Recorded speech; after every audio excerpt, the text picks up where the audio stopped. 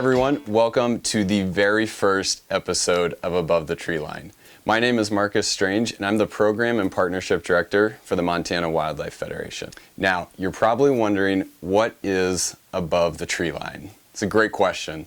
On Above the Treeline, we will take a bird's eye view at what's really happening on the ground in Montana's outdoor space. Whether that's hunting, fishing, outdoor recreation, whatever gets you outside, we're gonna look behind the scenes, peel back the curtain at what's going on here. On this series, I will dive into some of the most important and relevant topics in conservation in Montana today. I realize this is kind of tilted. On our very first episode, I thought we'd start with a fun trivia question. Do you know what the biggest elk ever taken in Montana was? Now, before we dive into this question, I just want to be clear. We're not here to glorify trophy hunting. Each year, over 200,000 of us go into the field to pursue big game in Montana, and we each do it for our own individual reason. For some of us, it's the meat. For others, it's to spend time with family and connect with our heritage. For others, it's to help with wildlife management. Now, for me, I'm happy with any animal taken. Any animal taken for me is a trophy.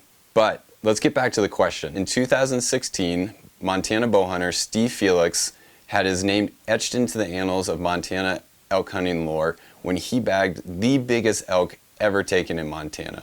Steve's elk grossed $447 and netted $430. I can't even wrap my mind around that. That is just a massive elk. To give some more context on how big this elk was, it was the fourth largest elk taken in the nation and the largest elk ever taken with a bow. Now, here's my favorite part about this story, and the part that gets me the most excited. This elk was taken on public land. This was a public land bull that if you or I had been in the right place at the right time, like Steve was, we could have harvested this bull. And kudos to him, and I couldn't be more happy for anyone that harvests an elk here on our Montana public lands. Once upon a time, animals this big were probably a lot more common. But nowadays, this quality of hunt doesn't happen by accident. It takes a few crucial ingredients to ensure that you and I each have an opportunity to harvest an elk of this quality. So let's just superimpose a cartoon. The first ingredient is no secret. It's quality habitat. You have to have quality habitat if you want to have quality wildlife.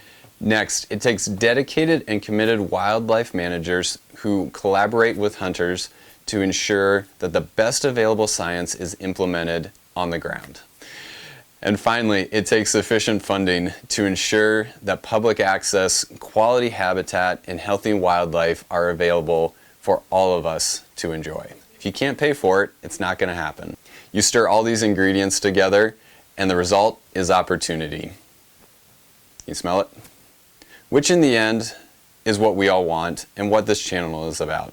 The opportunity for you to find out more and be more involved in the management of your public wildlife. If you liked this episode, subscribe, because we're going to be bringing you a lot more episodes just like this. Actually, a lot more episodes better than this, because this was our first one and we're learning. Come on, Marcus, get it together. So, if you're down to follow along and get involved, hit the subscribe button and leave a comment. Let us know what you want to know about and what you thought about this first episode. With that, I will say see you later, and thank you for watching Above the Treeline.